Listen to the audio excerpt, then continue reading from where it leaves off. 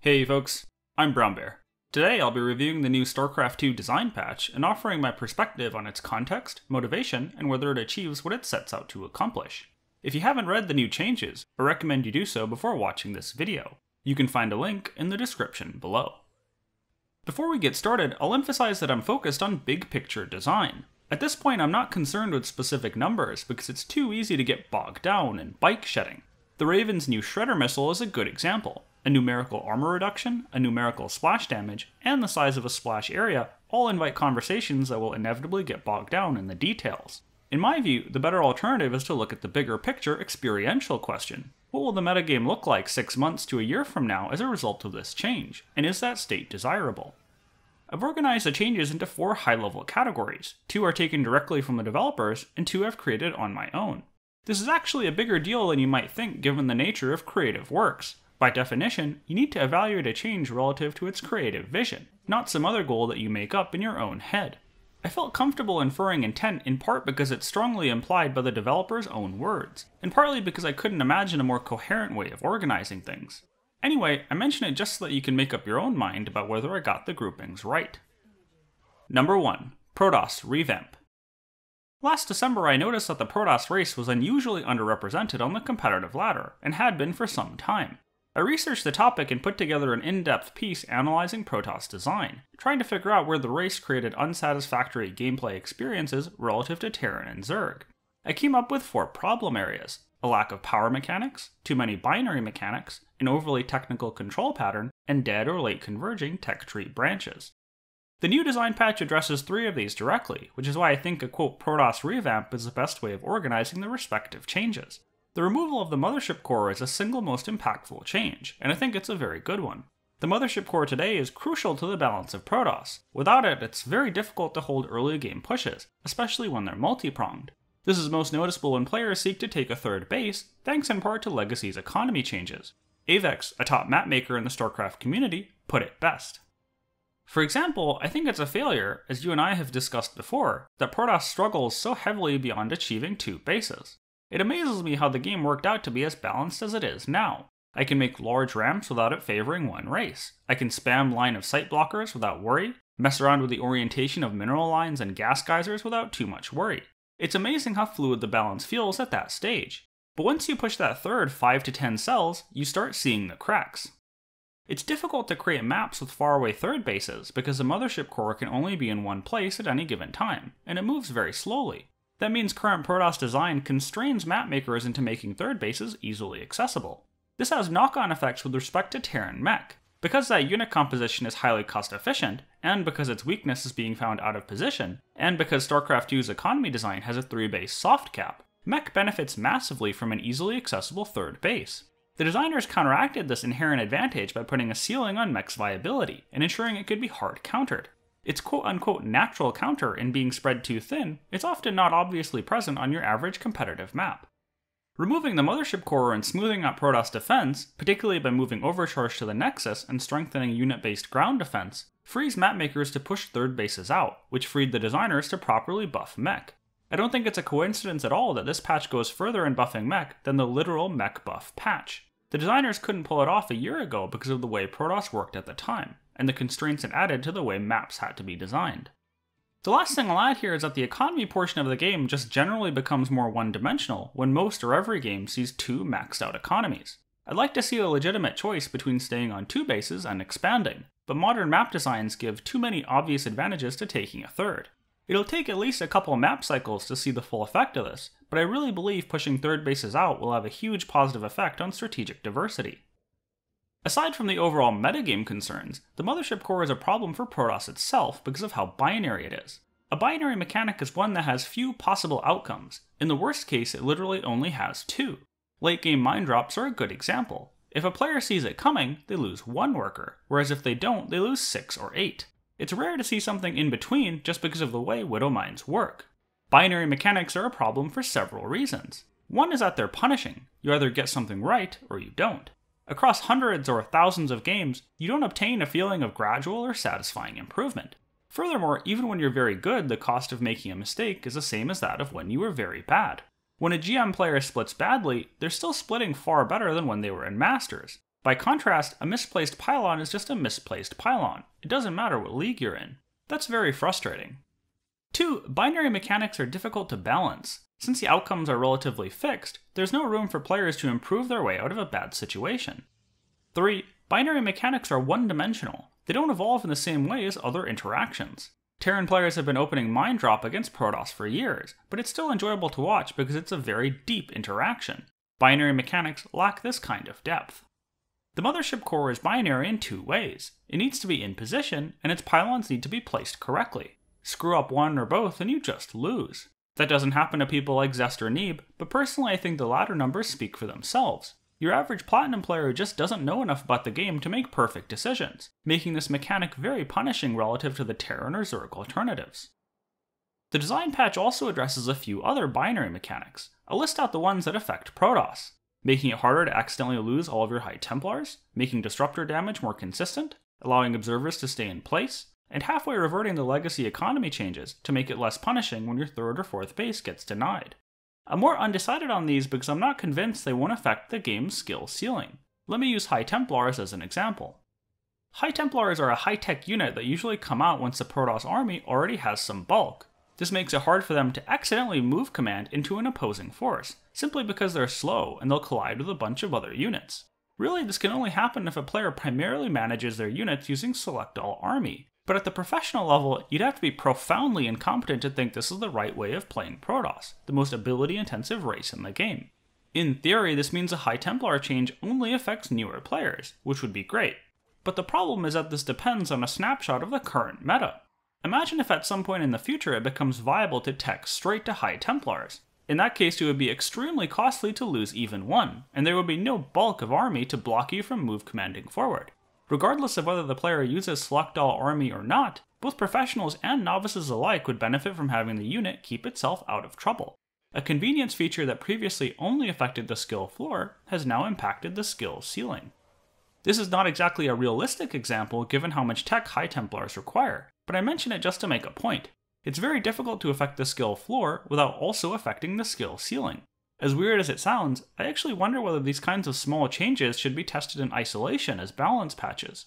In any case, I agree with the overall thrust of smoothing out binary mechanics even if I'm undecided on the details. I'll offer my thoughts on each specific change in a later section.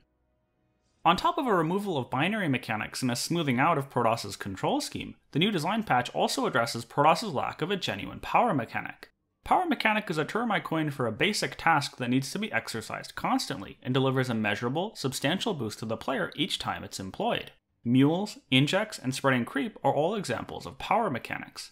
The underlying skill set improves incrementally. Each improvement in skill delivers measurable and substantial benefits, and the skill ceiling is practically infinite. It's satisfying and enjoyable to work on these basic tasks. A quote from Jack Attack explains it better than I can. He was hosting a LAN party and trying to help a friend get better at StarCraft. After watching him play, I came up with an experiment. I told him to only focus on 3 things. Keep your money low, build pylons ahead of time, and build only zealots and probes. The result was mind-bending. He wasn't only beating some of my other friends who had just recently picked up the game, he was beating me. He was beating my friends I'd been playing in the beta, with our build order notebooks, counters, and strategies, and he was having fun doing it. I had many LAN parties to follow, and repeated this experiment. The results were consistent. The players I taught with this approach had more fun, improved faster, and won. The players I taught with a strategic approach got frustrated, overwhelmed, and lost. Real-time strategy games are very complex, meaning it's better to develop game understanding gradually rather than all at once. Power mechanics are simple and easy to understand tasks that you can focus your energy on a day-to-day basis. Even if you regularly screw up and make bad decisions, you can still see genuine improvements by executing better. It simply feels good to use them. That keeps players engaged as they develop an appreciation for the overall metagame. Protoss and Legacy of the Void lack a genuine power mechanic, something the new design patch addresses. The new chrono boost works more like the mule. It's something you use regularly, and even if you chrono the wrong thing, at least you chronoed something rather than chronoing an idle building. In sum, I agree with the overall direction of the change, even if the specific numbers may need ironing out. Next, the new design patch buffs Stalker upgrades to enable them to scale into the late game. This is another small but meaningful smoothing out of Protoss control by allowing more basic units to stick around for the entire game. With regard to the redesign into a move and shoot unit, I highly recommend Max U's thoughts on Terrancraft. His analysis includes a great breakdown of the current roles of the Adept and Stalker. You can find a link in the description below. Last but not least, the new design patch moves Pylon Overcharge and Recall to the Nexus. It also adds a shield battery-like ability to make it easier for Protoss to defend with just ground units. The first and the third I like a lot, whereas I'm cautiously pessimistic about Recall. Again, I recommend Max Hughes' thoughts on Terrancraft. Number 2. Quality of life. A few of the changes seem intended to iron out generally unsatisfying gameplay experiences. Among these I include the desire to weaken mass ravens, make it easier to move around range-upgraded liberators, and the nerf to disruptor drops. I'll go through these one by one. First, the Raven. I agree that mass ravens is not a good gameplay experience, but I'm not sure these changes are the right way to nerf it. I'd like to specifically address the Shredder missile as a potential landmine. Terran Marines and Cyclones benefit massively from low-armored enemies due to their high rate of fire. This means Terran players will be strongly incentivized to mix Ravens into their compositions. Over time, players will get better and better at using the Shredder missile, meaning every single late-game engagement will start to feature it. -3 armor is not trivial, creating a need for cascading buffs to Zerg and Protoss to compensate. This means that Terran late game will have to be balanced around the assumption that players use Shredder missile correctly, much the same way that late game TVZ is currently balanced assuming correct usage of ghosts. This situation can be balanced, but I don't think it's a good gameplay experience. Terran is already balanced around the dexterous Korean style, something most foreign pros have yet to properly emulate. Adding yet another ability to manage doesn't seem like the right direction. It's also contrary to the stated intent of smoothing out Protoss army control. Why go the other way for another race? By contrast, I really like the Scrambler missile. It gives the Raven lots of value in the early game by sharpening its role as a defensive anti-drop unit. In TVT, opening Fast Expand against Double Gas Factory sometimes feels like rolling the dice as you try to figure out what your opponent is doing. I think this change makes early game defense more consistent, but still leaves plenty of options for aggressive players. Next, Disruptor drops. Here I'm referring specifically to the cooldown after being dropped from a Warp Prism. I'll address the changes to the Disruptor itself later on. Overall, I think this is actually a good change. I get the argument that it unnecessarily nerfs an interesting and already out of the meta strategy, but I still think the interaction goes against StarCraft II's overall design direction. David Kim put it best when discussing Hellbat drops, way back in 2013. While we like to have more harassment options in the game, we don't want to have harassment options like Hellbat drops that are a little too easy to execute. So for example, if you see Marine drops executed by the highest level of Terran players versus an average level pro player, you can clearly see the difference, while Hellbat drops doesn't look like that because it's really easy to execute. That's why we want to see less of it. Finally, I think the Liberator change is a good one. Number 3. Reduce game-ending moments. I'll organize this into two subcategories, smoothing out binary mechanics and lowering the skill floor. First, several changes seem intended to smooth out binary mechanics that are particularly game-ending. I agree with the overall direction, but I'd like to address each change one by one. First, the economy changes. These are intended to make comebacks easier when players are denied a third or fourth base. In theory, this will allow losing players to hold on a little longer, but in practice I'm not sure it'll work out this way. The comeback mechanic in StarCraft is harassment and taking efficient trades through small numbers of units, something that was already possible. Large battles aren't usually a viable comeback route because they snowball thanks to strong AI and pathing, meaning that taking a direct engagement after being contained will be disastrous with or without the change.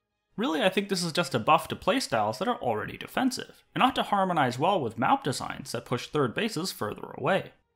Next, the Widowmine change. I'm not sure I understand the intent here because the game-ending moment still exists. The only thing that changes is the after-the-fact cleanup. I don't believe that's a problem in today's metagame, so I'd like to see this change reverted. Next, the Infestor. I think this change adds a little bit too much complexity, but I get where it's coming from. Personally, I'd rather the developers went a different route and simply reverted borrowed Infestors. This would have the same end result, but none of the complexity. Next, the Disruptor. Today I think this unit functions in an overly binary way, either very powerful hits or completely meaningless ones. The problem is that this is only true for about 95% of the player base. For the very best, the Disruptor is actually a very interesting unit. I'll never forget the Kespa Cup finals between Neeb and Trap. The excitement of that series stemmed in large part from the intense micro-battles between Stalker-Disruptor compositions. The changes in the design patch would smooth this out, and ultimately remove a lot of the tension. Honestly, I'm torn on this one. On the one hand, I dislike any interaction in which one misclick can change the outcome of an entire game. On the other hand, this mechanic has produced a ton of very interesting matches. I think a compromise between the two solutions might be better. Increase the duration of the Nova by a second or two, and add a "You're under attack" audio cue just for seeing a Nova rather than only being hit by it. This helps new players but presumably wouldn't affect professionals. In fact, in some sense, increasing the duration could be seen as a buff. If a compromise weren't possible and I were forced to choose, I'd probably take the design patch. Next, I'd like to discuss the changes intended to lower the skill floor. These also reduce game-ending moments, but do so primarily from the vantage point of newer players. First, the Observer and Overseer. I get what they're trying to do here, but I disagree with it. Select All Army is already pretty well balanced, offering a substantial benefit to newer players, but featuring enough drawbacks to discourage its use at the top end of the ladder. I don't think this should be reversed. By the same logic, I also disagree with the proposal to extend this feature to any unit that's currently on hold position. Next, we discussed the High Templar changes previously. I think they're fine given how high-tech the unit is, and will have minimal impact on professionals. Next, the Cyclone. Here's where I think this change is coming from. Using the Cyclone as an early game anti-air defensive unit is tricky for lower level players who don't look at their minimap. Usually these folks will only see an attack after they hear an audio cue, meaning they'll only get a few shots off before the opposing unit runs away. This can be frustrating given the Cyclone's low damage output. The design patch smooths this out for newer players by increasing the guaranteed damage, but only minimally affects professionals who actually look at their minimap and are already maximizing their lock-on time. In practice, that all makes sense, so I'm okay with this change going through. However, in principle, it feels to me like a band-aid for the previous Cyclone redesign. I don't think the development team had a good answer for the Cyclone's anti-air role when they put together patch 3.8, so they just ended up nerfing it into the ground. This change feels like a continuation of that train of thought. I wonder if a simple revert to the patch 3.7 Cyclone would be better. Finally, the Ghost change. This is intended to make it easier to transition into Ghosts by making Cloak available by default. Given how hard it is to control Ghosts, I don't think that affects anyone below Masters. By that time, you really ought to understand how to properly transition into late game tech. Meanwhile, there's the inevitable host of random early game cheeses that will only work thanks to Cloak, and I don't think that contributes positively to the overall metagame. One counter to this argument is an excellent point from Artosis. He notes in his write-up that the threat of early game Ghosts could keep Protoss players honest about detection if the Widowmine change ends up going through. Overall, I really like the direction of smoothing out game-ending moments. The only additional thing I'd add is a nerf to Widowmine drops. I'd revert the existing Widowmine change and replace it with a change to make Widowmines unable to target workers. Number 4. Underused units and abilities. I don't have much to say in this area. I can't tell if it's cynicism or realism, but I don't think it's possible for the metagame to regularly feature every single unit. I appreciate the fact that the designers are at least trying something. I do think a number of changes work in concert to make Terran Mech more viable in the competitive metagame, but I think we already discussed plenty of that in the Protoss section. I will take this opportunity to say that I think the mule changes are very good, although like everything else I have no opinion on the specific numbers.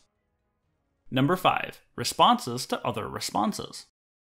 A number of other community figures have written up detailed responses to the changes, and I wanted to address some of them here.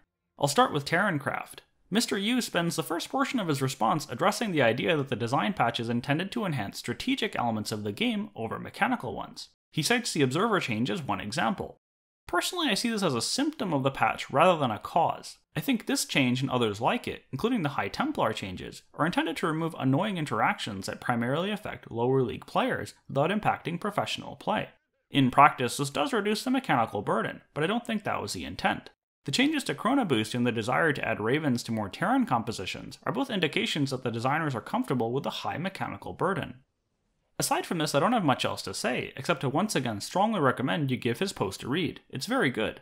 Like I mentioned before, there's a link in the description.